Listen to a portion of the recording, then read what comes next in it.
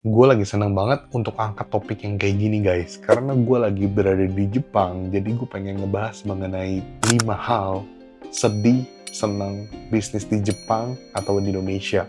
Waktu di Jepang, gue tuh sempat ngobrol sama warga lokal alias orang Indonesia yang sekarang sudah tinggal di Jepang, sudah full. Jadi gue anggap aja warga lokal Jepang ya, karena dia sudah bertahun-tahun juga.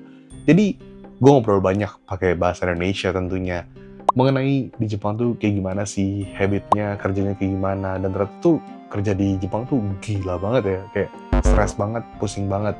Jadi kurang lebih nih ya guys, gue dapet POV-nya, POV orang Jepang itu kalau kerja kayak gimana, gue dapet POV-nya nih, dan ini menurut gue jadi pembahasan yang cukup menarik buat gue sharing ke teman-teman semua di sini supaya teman-teman tahu nih, kalau di negara lain itu kalau ide bisnis, buka bisnis itu kayak gimana sih? Dan terutama di video ini gue pengen bahas lebih ke Jepang versus Indonesia. Bukan versus sih, tapi kayak Jepang dan Indonesia lah, bedanya di mana. Nah, sekarang gue akan bahas mengenai fakta bisnis atau kerja di Jepang menurut gue, pendapat gue pribadi, disclaimer, budaya kerja di Jepang versus Indonesia.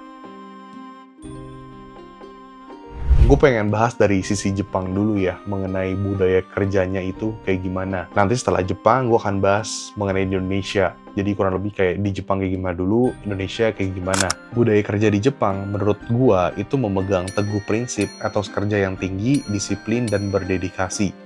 Makanya nggak heran kalau kalian banyak lihat beredar di sosial media, orang Jepang itu kalau stres sampai nggak perlu gue sebutin lah ya, karena terlalu stres, capek kerja dan sebagainya. Sedangkan kalau di Indonesia masih work-life balance. Secapek-capeknya kalian bekerja, percayalah tidak lebih gila daripada kebanyakan perusahaan Jepang. Di Jepang itu tenaganya tuh bener-bener terkuras habis, kayak disiplin, nggak boleh ada salah, pokoknya bikin seperfect mungkin. Kalau di Indo kan kebanyakan masih oke lah. Jadi kayak beda banget lah. Gue gak bisa ngomongnya gimana, cuman lo harus tahu guys, beda banget.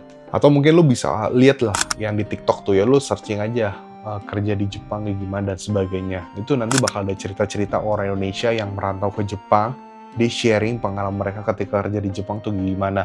Lo akan tahu jawaban-jawaban mereka apa. Itu bener-bener capek banget, gila banget kerjanya. Gaji sih boleh gede ya, kotor bisa 20-30 juta. Buat yang staff biasa aja atau yang kerja tidak terlalu berat, tapi biaya hidup di Jepang itu sangat tinggi guys. Nih gue kasih lihat kalian dua contohnya. Naik taksi di Jepang aja, jarak 2-3 km bisa menghabiskan 300 ribuan. Kalau di Indo paling 20-30 ribu aja. Jomplang banget kan tuh. Udah gitu, air mineral di Jepang itu bisa 120-140 yen, alias setara dengan 13.000 sampai 16 ribuan. Di Indo, beli aja 1.000 rupiah pun ada. Rata-rata 3.000 sampai 4.000 pun banyak banget. Makanan, lu nggak usah tanya.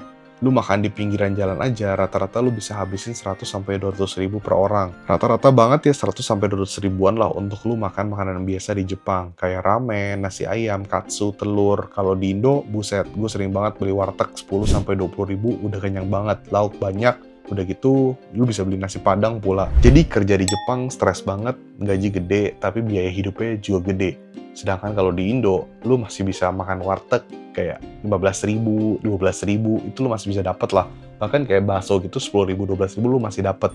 Walaupun kebanyakan rata-rata sekarang 15.000, 20.000 lah ya. Di Jepang, sehemat-hematnya lu, ya masih lebih murah di Indo. Jadi nggak bisa jadi patokan gaji doang. Dilihat juga dari kondisi lingkungan juga, inovasi dan teknologi.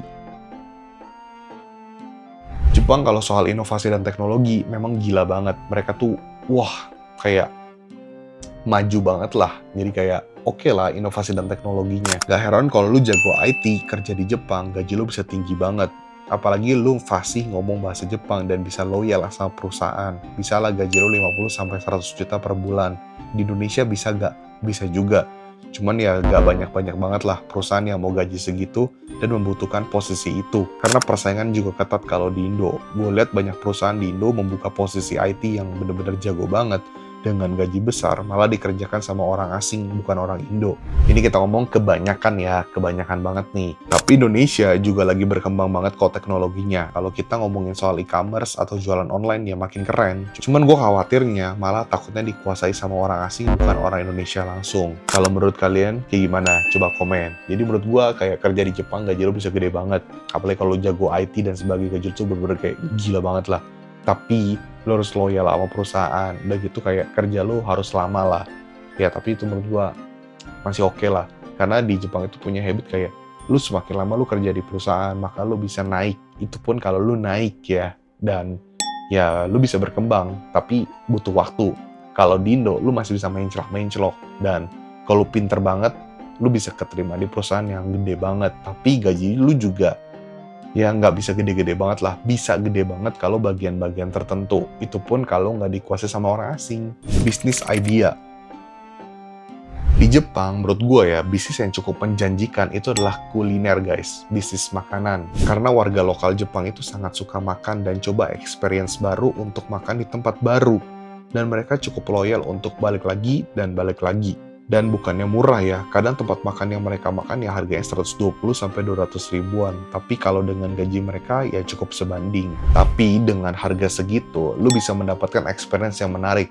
Tempatnya bagus, terus tata letaknya proper, porsinya juga proper, rasanya proper, semuanya pokoknya oke lah, bener-bener worth it. Dengan lu bayar segitu tuh worth it banget. Agak beda dengan di Indo nih, kadang-kadang kita bayar mahal aja belum tentu enak. Kalau di Jepang, kebanyakan gua asal main celok aja nih, makanannya enak guys. Sedangkan di Indonesia, bisnis yang menjanjikan cukup banyak ya, retail offline atau online, bisnis digital, makanan online, dan sebagainya.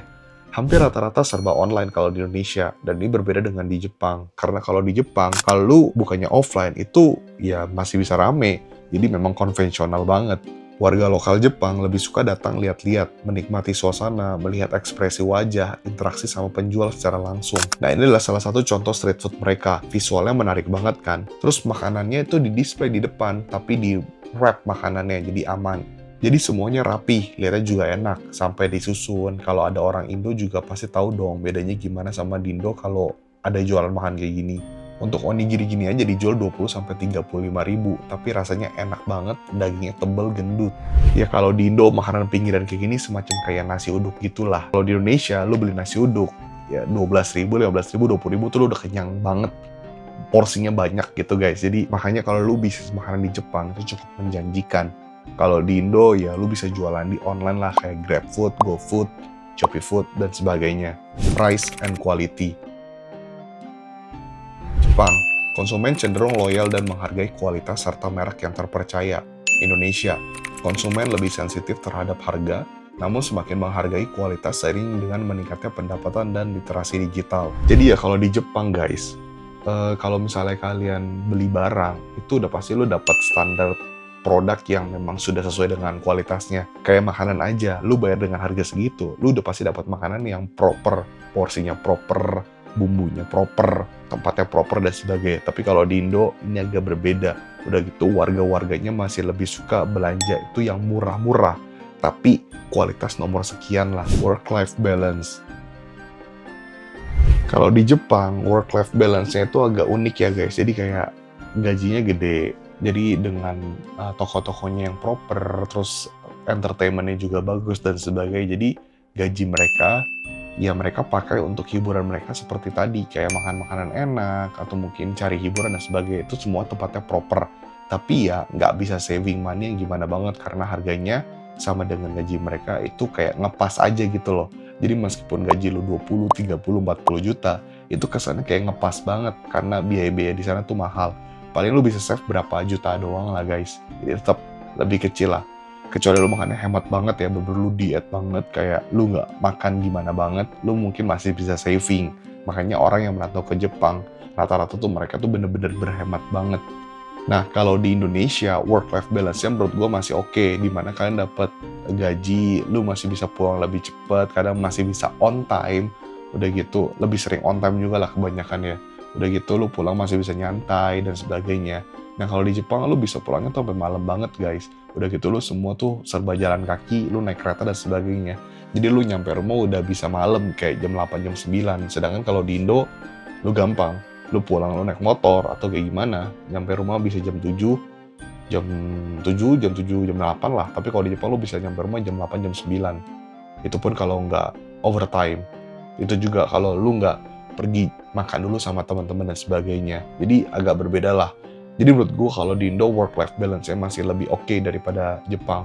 Tapi kalau kita ngomong fasilitas dan sebagainya, ya menang Jepang, karena lu udah stres capek kerja dan sebagainya, lu tinggal entertain aja, cari hiburan di luar, tapi besoknya lu langsung stres lagi kerjanya.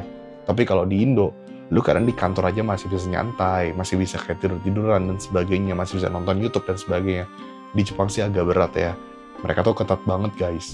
Oke guys, jadi sebenarnya masih banyak hal yang pengen gue sampaikan ke kalian mengenai di Jepang tuh kayak gimana, mengenai bisnis idea aja dan sebagainya. Cuman kalau kalian mau tahu ya, bisnis idea di Jepang tuh paling bagus ya makanan. So far ya, gue lihat sih makanan. Kalau di Indo masih cukup variatif lah. Nah di video ini gue lebih kayak ngobrol sama ke kalian, lebih kayak sharing experience gue dan sebagainya. Dan ini menurut gue cukup menyenangkan untuk gue share sama teman-teman semua di sini. Dan buat teman-teman semua di sini yang pernah ke Jepang dan sebagainya, atau mungkin suka browsing dan sebagainya, juga tulis boleh di kolom komentar. Menurut kalian tuh Jepang kayak gimana sih? Jadi yang gue suka ya, gue tetap akan lebih memilih Indonesia guys. Cuman di Jepang yang gue suka adalah mereka tertib banget. Lampu merah itu tertib, nggak ada yang nerobos, pejalan kakinya juga rapi, terus nggak ada tuh motor, mobil yang nyerobot itu nggak ada pungli juga. Jalan tangganya, naik turun tangganya, kiri kanannya tuh teratur, sampai eskalator pun teratur dan sebagainya. Jadi kayak bener-bener teratur banget. Mereka tuh kayak hidupnya tertata banget, teratur banget gitu loh. Disiplin banget, makanya gue bilang kayak beda banget lah. Kalau di Indo kan masih gerasa gerusuk, lampu merah diterobos dan sebagainya. Cuman ya, well, tetap gue akan lebih milih Indonesia sih, karena peluang bisnisnya lebih gede, lebih enjoy juga di Indonesia. Cuman kalau mau holiday, mau jalan-jalan, bolehlah ke Jepang. So guys, thank you so much sudah nonton video ini sampai detik ini. Suara gue udah mulai habis guys, dan ini udah jam 4 subuh guys. Jadi boleh tulis komentar kalau misalkan ada tanya-tanya, dan buat teman di sini yang pengen beli digital course gue bisa ke link di bawah ini. Dan buat teman di sini yang pengen tokonya gue handle, toko online-nya gue cek, terus tokonya gue bedah, atau mungkin tokonya gue pegang iklannya dan sebagainya, gue datang ke kantor kalian, kota kalian, atau negara kalian, bisa hubungi ke nomor di bawah ini. Nomor tersebut hanya untuk kebutuhannya sejasa gue saja, dan Ryu Gandhi, peace out.